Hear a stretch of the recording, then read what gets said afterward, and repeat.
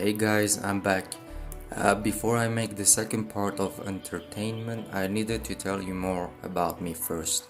For those who didn't get the chance to watch entertainment part 1, please watch it so you follow the videos in order and don't miss things out. So here I am today talking to you about my baptism. I always had a Christian background and felt close to Jesus as a child. I've been different from my friends and the people in school and in my environment. I didn't want to do risky things, didn't want to partake into wrong things. If you're a parent, you must know that kids in general seek to do what's forbidden unless you teach them to grow in the values of Christ. I'm very thankful to my parents, especially my mother, for raising me in the right way and constantly keeping me in the direction of Christ.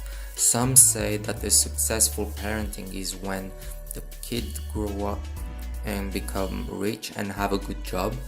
Well, let me tell you that a successful parenting is when the child is not rebellious and understands the values of Christ, grows in them to be the man that one day will teach the same values to his children. I had a difficult childhood, moving countries to find a better living place. Never had a joyful childhood, being to the doors of hospitals. Even before my birth, I was already in risk to die because of the umbilical cord around my throat. But God protected me like the apple of his eye. At the age of 12, I have felt a strong desire to be baptized, but somehow things didn't work that way. And through all things I went through, I saw that God gifted me wisdom to the point that I would even give life lessons to my parents and they would ask my thoughts for different subjects. All glory be to God, but trust me, it's not a pleasure to be wise at a young age and understand and see everything around you and be powerless to do something or even stop your thoughts for a day and relax. I was fleeing away from this life and the problems to find my peace and joy into a virtual world.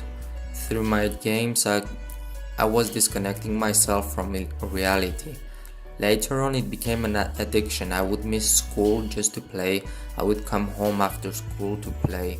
Homeworks were done very late in the night and sometimes not even done. I could stay in front of the computer or my game console without grabbing something to eat or drink, without wanting to leave my room. I wasn't getting my needed sleep and I would play until it's the morning, spending at least and more than 7 hours per day playing video games and a bit less during school days. They were all war games, monsters and even demons. I still remember the last game I bought. It was Diablo 3. A friend told me a few things about the game and I bought it. See, as a Christian I should have known better that it was a very wrong move, but I didn't. For me it was just normal. I thought like the others, that it was just a game and that it wouldn't hurt me. But see, God wasn't thinking the same way about it. For many months I was reading articles on different subjects of the Christian life to improve the parts that didn't please to God. My dad showed me a preaching video about games. A pastor explained how bad they were on the long term.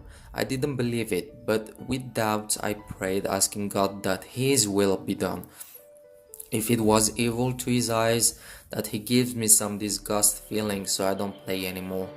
Few days later, or maybe I would say 1 or 2 days after, my envy of playing started to shut down. I even broke all my CDs and put the games in the bin, instead of selling them, because if it's bad for my soul, why would I give that to someone else to get some cash in exchange? Today I no longer feel the envy of playing video games.